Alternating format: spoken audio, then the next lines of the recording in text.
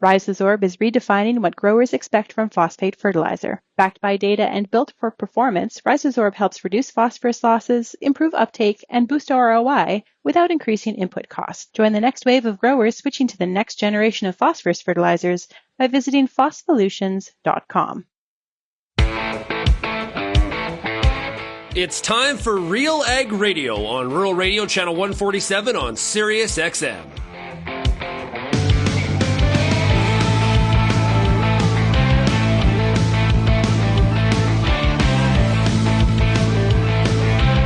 RealAg Radio and RealAgriculture.com is your home for insight and analysis of the issues that are impacting your farm business. Let's get real and get connected with RealAg Radio.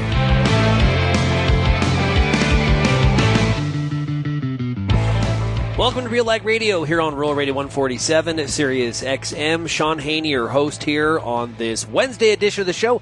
Thanks so much, everybody, for making RealAg Radio and Rural Radio 147 a big part of your workday. Of course, as always, a big shout out to everybody listening out there on the RealAg Radio podcast as well. Well, oh boy.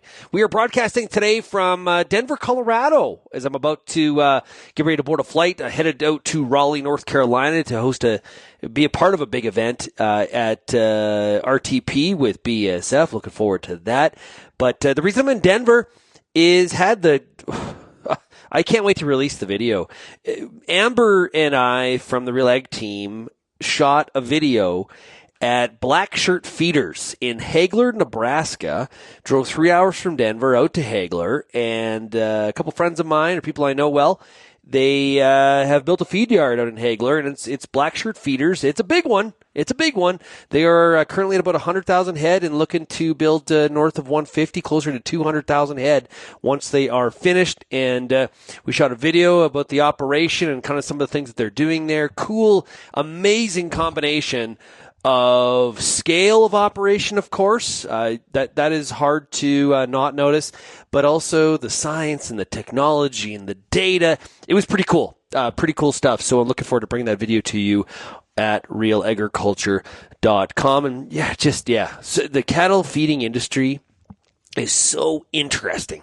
So some very cool stuff happening now that we didn't even think of when I was younger and in that business. Pretty amazing stuff. So looking forward to bringing that to you soon. Okay, today on the program, we've got a lot of interesting stuff. We're going to hear from Fawn Jackson. She's with the Dairy Farmers of Canada. They are launching a dairy hub. She was able to chat with Lindsay Smith from our team, so we're going to hear all about that. We're also going to hear today from Pulse Canada. Gregg Cherewyk is talking about what's going on with China, what's going on with India. Is it politics? Is it real? And can we rely on these customers long term when it comes to pulses? Boy, it just feels like this is a constant topic that keeps on coming up. So looking forward to hearing from Gregg. And then we're going to play some audio. I've got some clips with an interview that Gregg Doud, who is the president and CEO of the National Milk Producers Federation in the U.S., also former Ambassador Doud, I should be calling him. Ambassador Doud was the chief ag negotiator with the USTR in the first Trump administration. So appreciate some of Gregg's commentary, provide some insight into what's happening in the U.S. and China. He's also got some commentary from on what should happen when it comes to Canada and dairy in the future of the USMCA CUSMA agreement, and that audio is courtesy of AgriTalk from Monday. So Gregg was on with Chip Flory, and looking forward to hearing about that. Okay, now if you have any feedback on today's program, you can send me an email.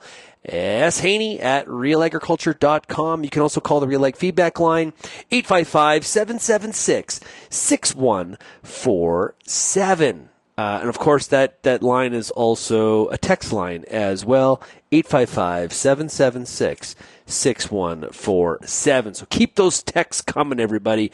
Very much appreciate it. Okay, let's take a break. When we come back, we're going to hear from Fawn Jackson of the Dairy Farmers of Canada. We're talking Dairy Hub right after this.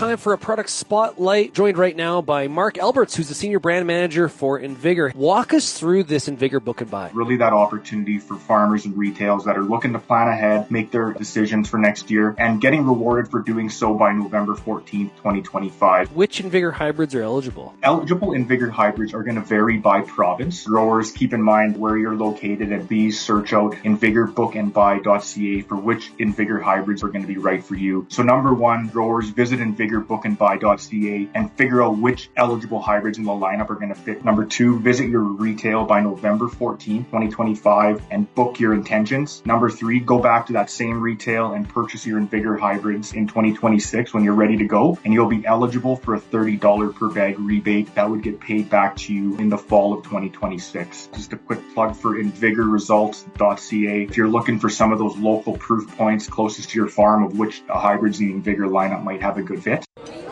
Anniversaries are a time of reflection, celebration, and connection. 10 years ago, G3 set out with a vision to build something better for Canadian grain farmers. And you joined us on that journey to launch a new national network. Thank you for the relationships that made it possible. A decade of growth, a decade of connections, and more in decades to come. Connect with your farm business representative or find your closest elevator at g3smarter.ca.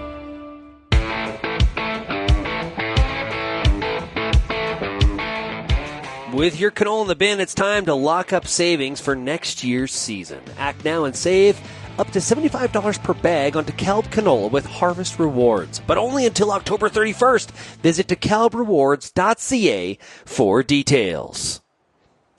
I'm Lindsay Smith with Real Agriculture, and joining me now is Fawn Jackson. She's Chief Research and Sustainable Production Officer with Dairy Farmers of Canada. Welcome here, Fawn. Thanks, Lindsay. Great to be here. Okay, so exciting times and a really cool project to talk about today. It's the Canadian Dairy Hub. So you've been a key part of this. Explain to our audience, what on earth is the Canadian Dairy Hub? Yeah, so it's been really an exciting project to work on because as we've seen over the last number of years, as traditional delivery agents of research to the farmer have really pulled back, we've seen in the industry that we needed to step up and make sure that these investments that we're making in research are reaching our farmers. And so we came up with the launch of the Canadian Dairy Hub, and it's really the go-to platform with best practices to help farmers adapt and thrive through industry changes. And so it has everything from fact sheets and videos and webinars and decision-making tools. And I always say that we're just getting started, so there's going to be more. Okay. And we've really focused on this being free, and of course, it's gone through all sorts of vetting processes to make sure that this is really research-proven recommendation for our dairy farmers. Okay, so, I mean, that's a lot of different resources to maybe access. So, as you mentioned, webinars, fact sheets, etc. We're going to, of course, encourage everybody to go and check it out. But for a dairy farmer who may be interested in sort of poking around in these different areas and places, what should they be looking for? What can they expect when they go to the hub? Do they need to sign in or sign up? Is it free for anybody? What is the experience like? Yeah, it's really free for anybody, and so they can go to dairyhub.ca and they'll find that suite of resources. And right now we have it categorized into 4 main areas. So we have herd management. So if you're thinking about, sort of changing some of your housing on your operation, you would have great resources for that. Or if you're thinking about, transition periods on your farm, then you can find information on that. We have things on animal health. So if you're thinking about how to, tackle a specific animal health challenge that you have on your farm, there's areas on that, animal welfare, and then environmental sustainability as well, where you can find resources on things like manure or cover cropping or these types of topics. So, of course, there's all of the things that they can access any time of the day, like the fact sheets or like the, decision-making tools. But then we also have events, in-person events, and then, online webinars. We're really excited about something we're doing this fall which includes having some chats with farmers. And so live chat, so it'll be supported by an expert, but then farmers can interact with one another so they can really exchange ideas. So what we're really trying to offer is a suite of options for folks to digest this information and apply it on their farms. So this really is certainly, if we think about it, like an evolution of how extension, for lack of a better word, I suppose, happens. Here at Real Agriculture, we know a thing or two about having to do some digital things to share, right? So talk me through sort of how we got to the Dairy Hub, sort of what has gone into this process in developing this resource and coming up with, what you wanted it to look like for dairy producers.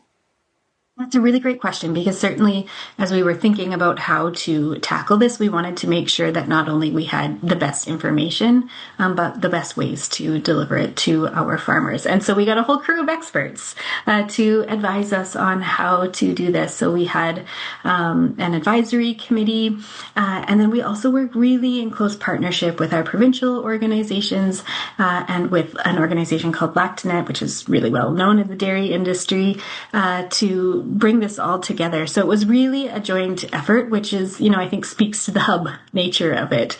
And that's what we want to make it going forward, is this space where we can all come together and make sure that our farmers are getting the best information possible.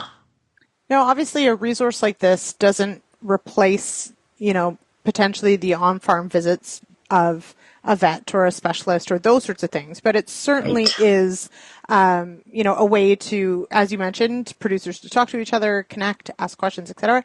How does it, though? You mentioned it pulls a lot of research together. So how does it sort of expand maybe the knowledge base for producers, maybe more so on the research side than they would have been able to access before it was all put together?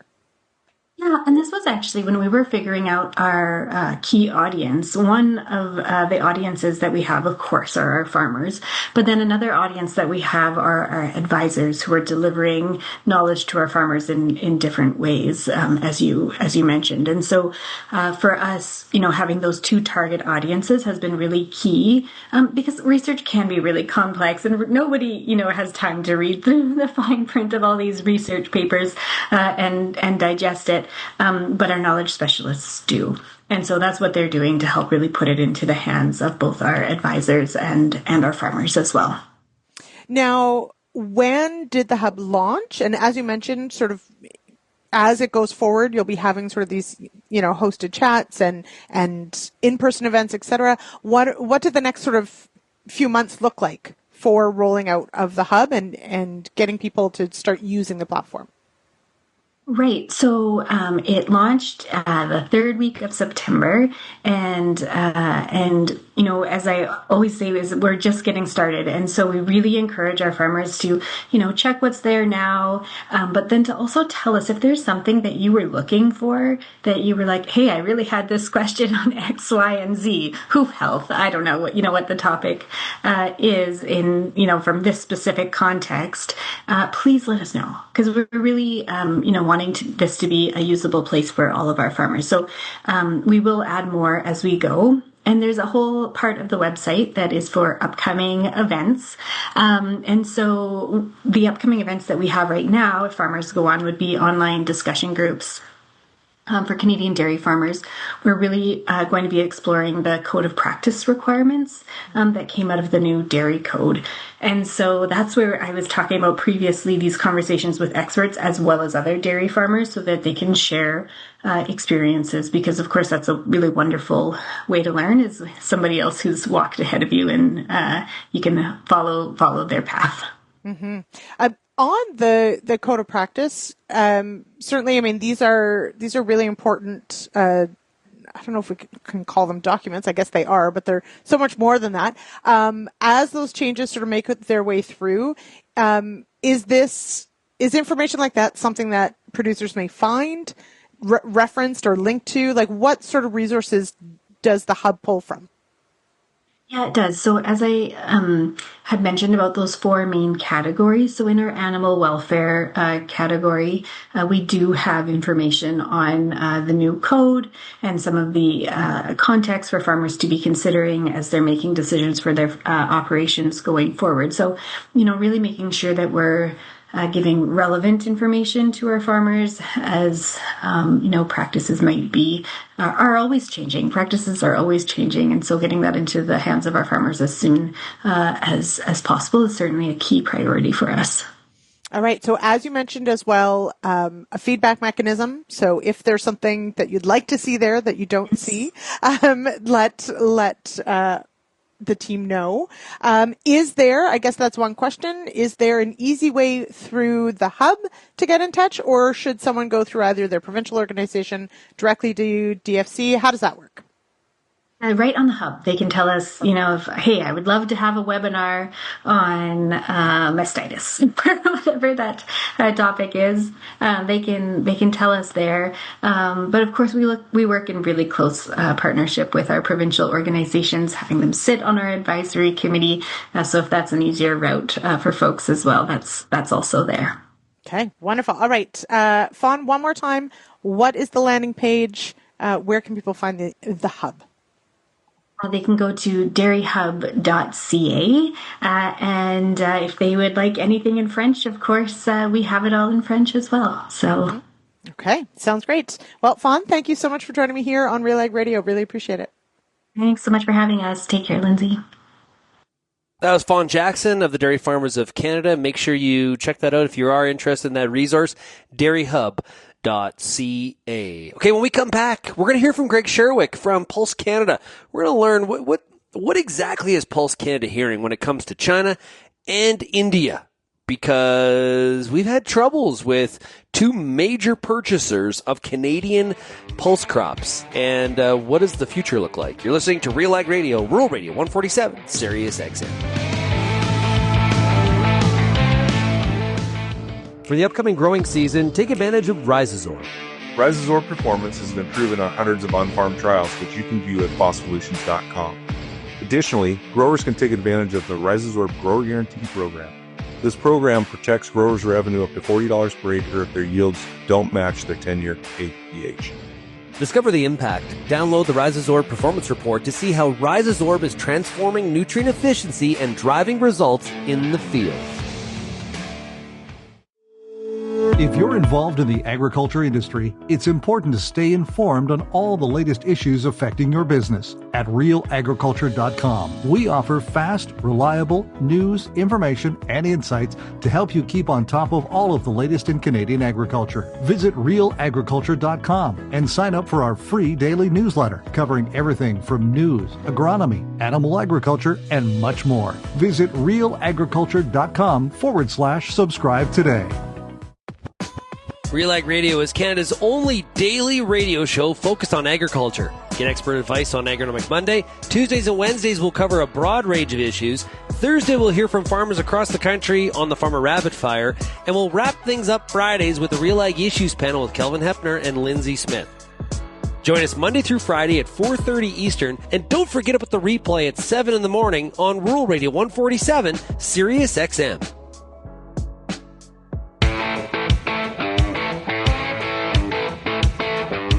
The future of Canadian food is strong, and FCC is ready to help the next generation of innovators like you with financing tailored to your needs and resources to help you keep growing it. To get started, visit fcc.ca/youngfarmer. That's fcc.ca/youngfarmer. Oh man, before we get to Gregg Cherewyk, I have to do some whining. Honestly, so we're doing this RealAg hockey pool, and so much fun. Right? Sponsored by Cantera Seeds and Alliance Seed. And appreciate the nearly 300 people from the RealAg community that stepped up and just having some fun with us and picked a team, and we're having fun here. There'll be monthly prizes, and we're gonna have a big grand prize where there's like tickets that involve the first round of the playoffs. This is gonna be so much fun. I picked my team, and I took it seriously. I did. I'm not lying to you. Man, I'm getting my butt kicked. There's like 295 teams. I think I'm like 270th. I might as well have just picked my team based on cities I like to visit. Because my system of trying to pick who would have the most points in any of those boxes is clearly failed in the first week of the season. Ugh, gross. And I'm starting to hear from some of you about how you're beating me. You're rubbing it in. That is not a nice way to treat the host of this show. Not at all. Oh, God. But I probably do deserve it. Anyway, you can check out the standings by going to realagriculture.com/hockey. And big shout out to Cantera Seeds and Alliance Seed for being this year's hockey pool sponsors. Okay, let's get to Lindsay's conversation with Greg Cherewyk from Pulse Canada. And there's a lot happening. We've been talking a lot about trade and canola recently. Well, let's give some love to Pulse's people because they got their own problems and challenges. Here's Lindsay and Greg. I'm doing well, Lindsay. Thanks for having me. All right. Now, it's been a while since we spoke. Let's start with, because of course there have been some really cool things happening over the past few days that are exciting for the Pulse markets. But let's start with maybe a lay of the land. Since we last spoke, have there been any tariffs lifted, any tariffs added when it comes to pulse production into our major markets? Catch us up. Yeah, okay. So I think we have been talking about India quite often, you and I, and just to kind of get us back to the same page with respect to where we stand, we did have lentil duties reimposed in the spring, and they amounted to about 11% when you add them all up together, which allows Canada to continue to do business with India, so not prohibitive. Just shortly after that, India did re-extend its lifting of restrictions on pea imports all the way through to March 2026. So there's currently zero tariff and zero other assorted restrictions associated with pea imports. And I think when you take the tariff situation and then look at what's happened in the way of business, you'll see that India has been, they've been very much open for business for us. So since 2024, we've shipped over 1.4 or 1.3 billion dollars worth of yellow peas and lentils. So India has been very much open for business for Canada. That's been very important, of course, because as you know, China imposed a 100% duty on Canadian yellow peas in March of this year. So for India to be back in business and to be importing Canadian yellow peas in particular, as well as lentils, has been very important to the Canadian pulse industry. So tariffs have been manageable. They've allowed for trade, and we've done a significant volume into India over the course of the last year. So it's perhaps not talked about as much because so much focus is on canola. But as you mentioned, China did impose a tariff on Canadian peas as well. Maybe this is the other way around, but let's start then on the China file. And then I do want to talk about, sort of the news on the India side. But how does China fit into this? Because I think when we think pulses, we tend to think India as our market. And as you outlined, it has been very important and product has been moving. How important is China to Canadian pulse products? Well, China's been incredibly important for Canadian pulses and yellow peas specifically. So, over the last 5 years, China has been the world's largest importer of yellow peas. It's taken over 10 million tons. And for Canada, over the last 5 years, we've exported $3.7 billion worth of yellow peas to China. That averages over 700 million a year. It was a very significant market for us. The loss of that market has been, it's been really hard on the Canadian pulse industry. Specifically, farmers have seen a price of yellow peas drop 43%, 50% decline in green pea prices since since China imposed the penalties the tariffs in March. So it's been incredibly impactful in terms of, returns to farmers. And, when you take India and China combined and just look at yellow peas, that's 81% of our market. Wow. So it's an incredibly, China's incredibly important, but it also puts an incredible amount of pressure on, the Canadian pulse industry to not only move product into India, but to also find diversified and alternative markets for yellow peas in particular. Now, China is one that, like, obviously in recent memory, it's been very impactful as far as taking a lot of product. Is that a relatively new thing, or has China been a consistent buyer of Canadian peas? Well, I like to tell stories. So, when I first started working on the Pulse file, it was 1999. And we worked on a paper that was designed to kind of outline how the Canadian pulse industry could start to make inroads into China. And what we were trying to achieve first was tariff parity with things like corn and soy so that we could, expand the market in China into feed as well. And in those days, we were talking probably between 20 and 50,000 tons of product moving into the market, all moving in containerized.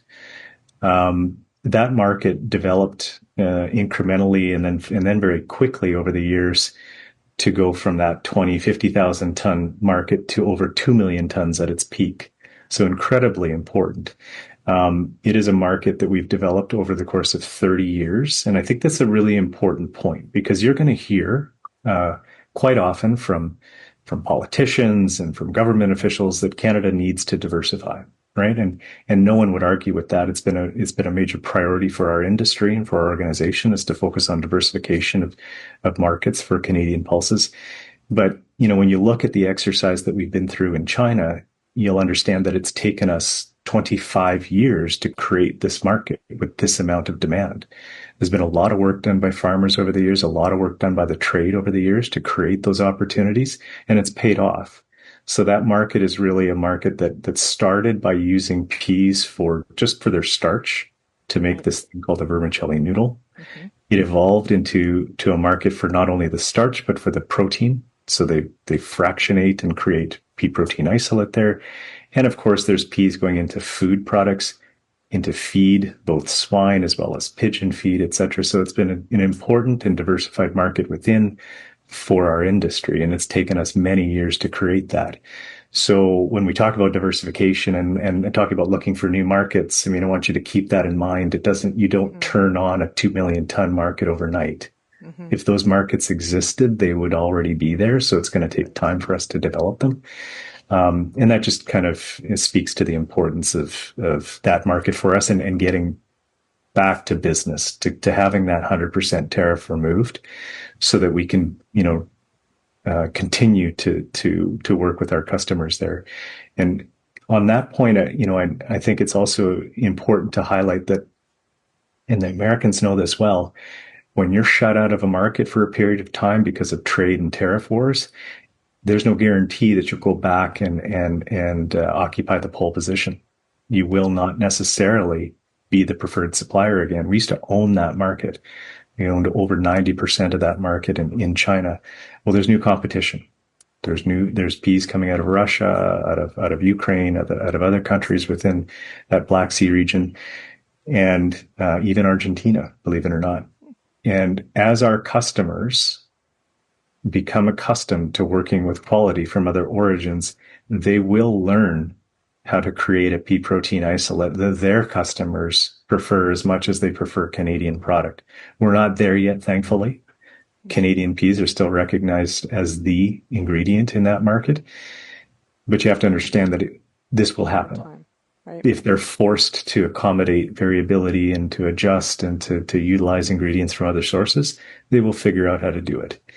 And then it's going to be very difficult to get back in and again, be the dominant supplier to that market. So time is of the essence, I guess, is our point. It's the point that we've been hammering Ottawa on. We understand these things are complicated. We understand the interplay between Canada and the US and Canada and China. But, what we've heard from this government is good. They're prepared to segment. They're prepared to strategically compartmentalize issues. They're prepared to recognize the importance of economic partnerships and relationships that we've established in the effort to find solutions to these problems. And so, can't happen soon enough for us. We need to get back into China. So, and there's several different points there that we could probably spend a whole show talking about, one of which is exactly as you pointed out, the length of time it takes to actually develop some of these markets. And develop meaning, it's not just about, oh, you like this ingredient, here it is. But as you pointed out, a pea starch has a home, but pea protein has a home. And I know here we think of protein as maybe the thing that we're after, and the starch is where we need to find a home. Other markets might be completely separate. So it's that learning process from each other, right? So at the same time, a few news stories over this weekend sort of play into both of these markets. And so if we can maybe pause on China for a moment and talk about, so our Anita Anand was in India the 14th, I think it wrapped on the 14th, so just a few days ago, talking about these diplomatic relationships between our countries. India and Canada, of course, have been not on the greatest of terms, but we've seen certainly some improvements over the past few months, and seeing an official trip definitely, I think, would rank highly on the improvement of diplomatic relations from the outside anyway. From your perspective, how do you see it? How important is it to be improving diplomatic relations and potentially then trade relations with India? Yeah, it's very important. I mean, this began with the invitation to Prime Minister Modi to attend the G7 meeting in Kananaskis, and so this is building on that. There have been engagements in between, of course, but to have the Minister of Foreign Affairs travel there to meet with the Prime Minister, to meet with the Minister of External Affairs, Jai Shankar, and then to meet with the Minister of Commerce, Goyal, is incredibly important. The things that you outlined there in terms of the roadmap for Canada-India bilateral relations being kind of announced, and then in the context of this global uncertainty that we're all operating in, recognizing the importance of a strong and resilient Canada-India relationship is important. There were specific mentions to agriculture cooperation, to the importance of reliable supply chains. All of this is speaking directly to the pulse industry because we are the biggest export interest from Canada into India. And then importantly, and kind of more tangible, is the commitment to initiate these ministerial level discussions, which are often a bit of a precursor to more formal negotiations of agreements. So these are all really positive signals from both sides that, Canada and India are working hard to get the relationship back on track, and they're prepared to do some very concrete things in that effort. It's not just words. They've laid out a pathway here to start working more closely together, and that's incredibly important. I was there at the end of September, only a few weeks ago, meeting with the new High Commissioner. So this is also an important step that's happened in the interim. We've reinstated High Commissioners in Ottawa and in Delhi. I met with the new High Commissioner, Chris Cooter, Minister Commercial, Ed Jager, had the opportunity to fully brief them on the Pulse file. So they'd only been there in some cases a week, and they were getting a full briefing on how important that market is for us in the Pulse industry.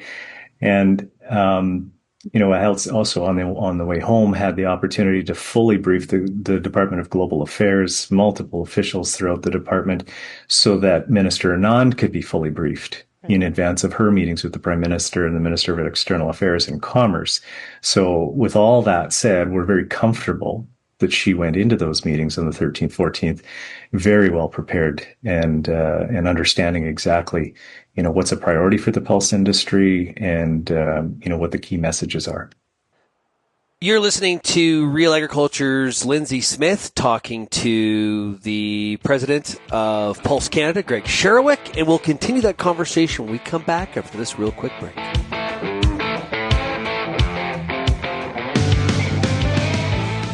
Soil health is under pressure, but real solutions start below the surface. Black Earth offers a full suite of humic solutions, from high-purity granules to powder, liquid, and soluble formulations, all powered by pure Humulite. Formulated for performance, backed by consistency, trusted by growers worldwide from one of the world's rarest reserves. Grow stronger with the power of Black Earth Humulite. Learn more from Mine to Market at blackearth.com. Peter Johnson at WheatPete, RealAgriculture.com. I'm the host of The Word, and I love doing The Word. I love the questions. I love the challenges. I love having to apply agronomics to all over the globe and areas outside of my normal jurisdiction. Also, I love the feedback the most, where growers challenge me, tell me about their plot results, help me to learn. The Word, absolutely the best part of my day. Welcome back to RealAg Radio. You're listening to Lindsay Smith's conversation with Gregg Cherewyk of Pulse Canada, talking about some of the trade issues that exist or potentially exist when it comes to Canadian pulse exports, specifically with India and China. And let's hear the rest of the conversation. So looking forward then, as you mentioned, it's obviously incredibly important that the relationship with India continues sort of on this roadmap, on this path forward. China, I think, in some ways is a much bigger question. Where do you see as sort of the next signpost from the China-Canada side on trade? Any indication of what we could expect even on conversation? I know there was some talk this past weekend of, if EV tariffs were gone, maybe we could have, tariffs lifted. But that to me just seems too simple. So what do you see as perhaps the next few steps that might happen or could happen? Well, we're headed there in the first week of November, along with a number of other Canadian commodity groups that are attending the Canada-China Business Council Business Forum. And we'll be participating in an agri-food trade mission that goes from Beijing to Shanghai to attend the China International Import Expo, which is regarded as China's flagship event. It's an important event for President Xi. And when we say that, it means that these are the attendees are noted. So Canada will be there. We will have a presence. There will be a Canadian pavilion. The Saskatchewan government will be there as well. So, these are the types of things that are important in the context of the milestones that you're looking for in the improvement of a relationship. So, it's one thing to have Prime Minister Carney speak to his counterpart on the margins of a meeting. It's another thing to have, things like the Joint Economic Trade Commission meet at the end of August and reach agreements on what types of working groups need to be established. But ultimately, these are political challenges that will be solved by politicians. And so, we're expecting that Minister Sidhu, the Minister of International Trade, will be there. We'd be very happy to see Minister MacDonald present as well. And it's showing up as industry. It's showing up as industry in partnership with government to demonstrate the commitment to the market and the desire to see something resolved quickly. It's difficult, as you noted, to kind of forecast exactly what the right mix of solutions is going to look like. I think, from my perspective, it's been made clear that the tariffs that were put on peas, canola oil, canola meal, pork, and seafood were done in direct retaliation to the tariffs or the surtaxes that were put on EVs, steel, and aluminum. So if we're looking for where Canada is going to have to change its approach, it's there. And China's been very clear. They've been very clear with us as industry and to government, and they've said it publicly, they've said it privately. This is what needs to happen. Should you, change your approach on these surtaxes, you'll see a reciprocal response from China. So that's, of course, what we've been encouraging our government to look at. We're not going to be prescriptive as the pulse industry and try to dictate what we think must happen, because there's probably more than one ways to get at a solution here. But it's clear that we need to be negotiating. And I think, from my perspective, what I'm hearing from Ottawa in the context of India, in the context of China and other relationships is there's a recognition that the world has become more transactional and they're going to have to find ways to make deals. And so, what we've seen so far is good in the sense that people are meeting, the right things are happening. We're moving through the stages in the ways that you'd expect to move through them. But we need to see it happen, on a bit of a more urgent basis. I think there's there's going to be a tendency to look for, one big solution here, one thing that kind of wraps this whole thing up. And I can understand why you'd want to do that. But at the same time, I think we have to be practical and think about, well, if there are some concessions that Canada is prepared to make, what are the concessions we would look for from China in return? And so we're anxious to hear those responses from our government. What is their game plan? It must be multi-pronged in terms of, how they might approach things and what they might look for in return from certain concessions they might make. So, getting P's on their radar screen and ensuring, not at the expense of anything else, but just ensuring that they completely understand the importance of this market from a pulse producer's perspective and from, a pea export program perspective is key, because it helps them, appreciate where there might be room to make that deal. So, that's what we've been doing for months, ever since March 8th, since the tariffs were announced. And that's what we'll continue to do when we hit the ground there in November. All right. Gregg, President with Pulse Canada, thank you so much for joining me here on Real Agriculture. Thanks, Lindsay. That was Gregg Cherewyk, president of Pulse Canada, talking with Real Agriculture's Lindsay Smith. A very, very interesting conversation. I've got some thoughts on some of the things we heard there from Gregg, on top of some additional commentary from Gregg Doud from the National Milk Producers Federation out of the U.S., former chief ag negotiator at USTR as well, when he was in the first Trump administration. So we're going to put all this together and kind of try to unpack it a little bit. You're listening to RealAg Radio, Rural Radio 147, Sirius XM.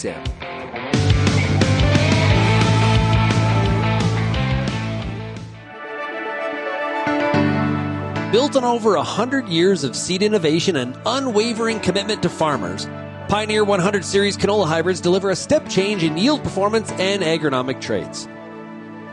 This isn't just better canola, it's different canola.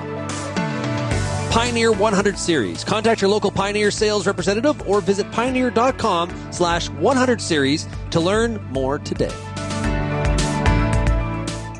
I'm Lindsay Smith, host of The Agronomist, and I want to thank you for tuning in for over 200 episodes of our beloved little program. Join me Monday nights, 8 p.m. Eastern on YouTube for our live and interactive agronomy Q&A.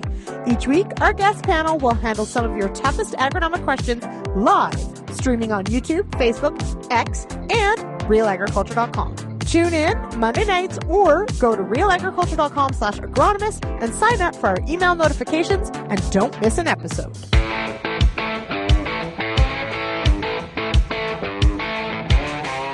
And welcome back to RealAg Radio here on Rural Radio 147, Sirius XM. We covered a lot of ground here today. This has been a lot of fun. Okay, so we just heard from Gregg Cherewyk from Pulse Canada.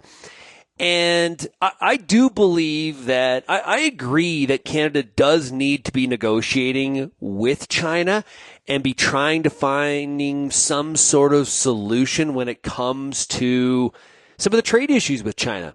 The tariffs on things like pulses, or like with peas, as well as canola, have been damaging to some of the market, and a major export customer for those crops. Pork's swung into this, and so is some aquaculture products as well.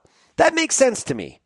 But if you listen to this program lots, I think we're not necessarily taking into the full scope of what is at work here. And I think it's a lot more complicated than that.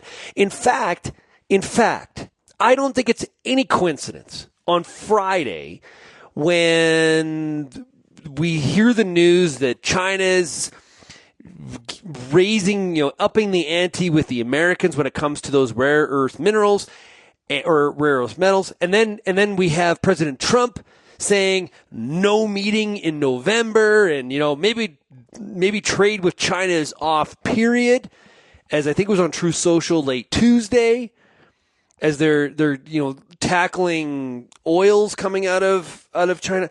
All this it's no coincidence that on the same day the meeting was off between the Americans and China, all of a sudden China makes this public statement saying, oh, by the way, Canada, you lift the EV tariffs and we'll remove the canola tariffs. Those are all, I just think that's a little bit of a coincidence. And again, we can't have the discussion about the tariffs on canola and the tariffs on peas without taking into consideration the other side of this equation, was again remembering why those EV tariffs are in place in the first place.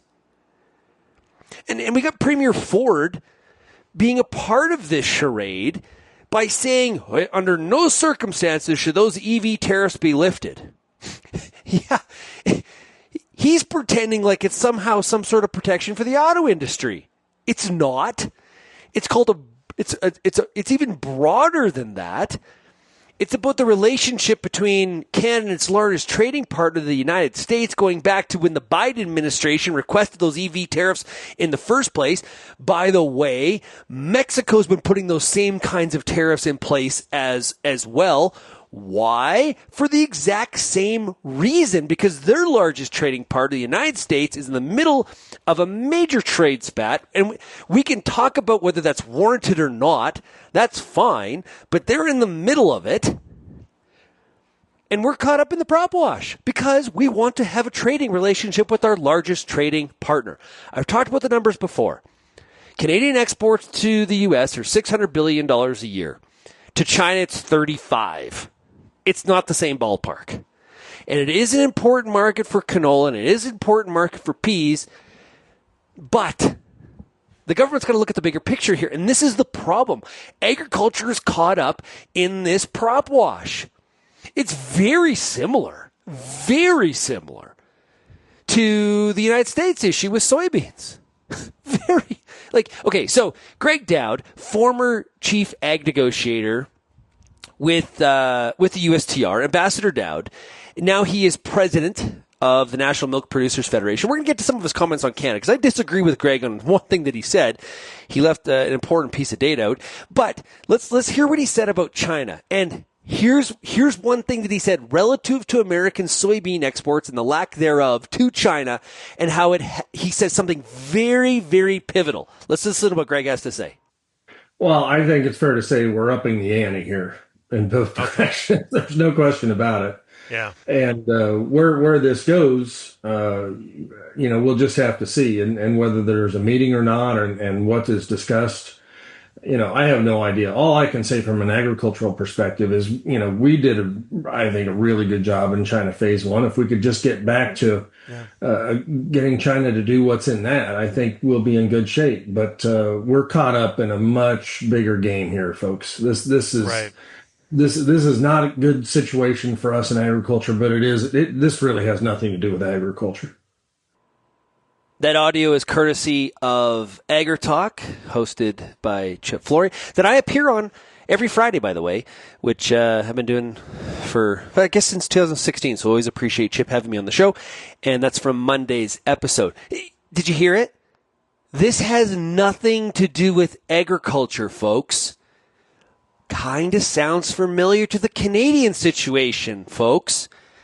This is the point. This has nothing to do with agriculture. There is a bigger piece to all of this, very similar to what we're seeing from a U.S. farmer perspective. Canadian farmers and U.S. farmers have some real parallels here. So here's another piece I pulled from Ambassador Doud's interview that I think is also I caught it right away when I was listening to it. In the U.S.-China negotiations, could we see some sort of purchase commitment like we saw in the Phase 1 deal that really drove demand? This is what a lot of U.S. farmers are hoping for. Here's what Ambassador Doud had to say. The other question is, we had the fixing all the sanitary and phytosanitary issues, the export certification issues and all those things. We fixed all that, but there was also the purchase commitments. And if what you're asking is, are we going to get back to some sort of purchase commitment thing?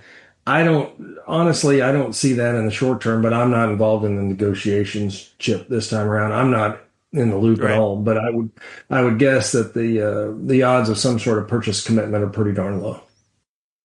Having another purchase commitment style agreement, the potential is pretty darn low. Those are heavy words from Ambassador Doud, somebody that was in the negotiating room in the Phase 1 deal. That's no lackey, everybody. That is very concerning. And that's one of the problems the market has as it, sees the next Truth Social post or something that Secretary Rollins says. This is the problem. The market, it's sort of like, yeah, that's talk. Need some action. And if there's some sort of deal put together and it doesn't have some major commitments when it comes to something like soybean purchases, market's going to be disappointed. It is going to be disappointed. Okay, so that's on trade. I as it applies to China. And I think there are parallels there, everybody. I know, listen, I could come on here and I could say to you, listen, drop the EV tariffs and the canola tariffs are gone. Yippee-ki-yay. Okay, we'll all have a big party. But I think when you look at the importance of the U.S. market for agricultural goods, including canola, the number one customer of canola is the United States. We cannot talk about one without the other. That's what makes it so complex for the Canadian government. Okay? That's why it's so complex. It's just not as easy as that. And I think China's floating that to sucker us because we're falling into the trap. And China would love nothing more than to cause friction between. We're a pawn in this. And when I say we, I mean Canada. Canada's a pawn in this, everybody. I just think it's more complex than we're making it out to be. Okay, let's get to what Ambassador Doud, as president of the National Milk Producers Federation, he obviously has thoughts about what should happen in some sort of review or renegotiating of the CUSMA agreement, or in the U.S. as it's called, the USMCA. We've been hearing a lot in Canada about how, the U.S. wants to get rid of supply management. Will supply management survive this Trump administration? I think the answer is yes to that. One of the things we hear from Ambassador Doud is the fact that their issue is the tariff rate quotas. Now, Canada did win 2 dispute panels on this particular issue. Okay, so we need to point out that. But when it comes to Canadian U.S. trade on dairy, here's what Ambassador Doud had to say. Well, I think the biggest thing is Canada and dairy. There's still how Canada prescribes their tariff rate quotas and all that. We knew when we negotiated that we were trying to write something into the trade agreement that would prevent somebody from robbing a bank, is the way I've always put it. You can't do that. If they're going to cheat, they're going to cheat. And we took them to dispute settlement. That didn't end up the way we thought it should. And so this has still got to be sorted out. But the other side of it is, Chip, Canada is still our second biggest market for dairy. So it isn't, we're doing business with Canada, and we have a great relationship in agricultural trade between the U.S. and Canada. But we've got a sore spot here, and we need to sort it out. So again, said nothing there about getting rid of supply management.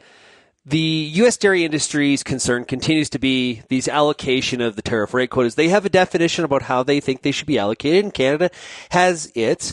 It went to the dispute resolution panel. The U.S. actually, typical dairy trade fighting, both sides claim victory.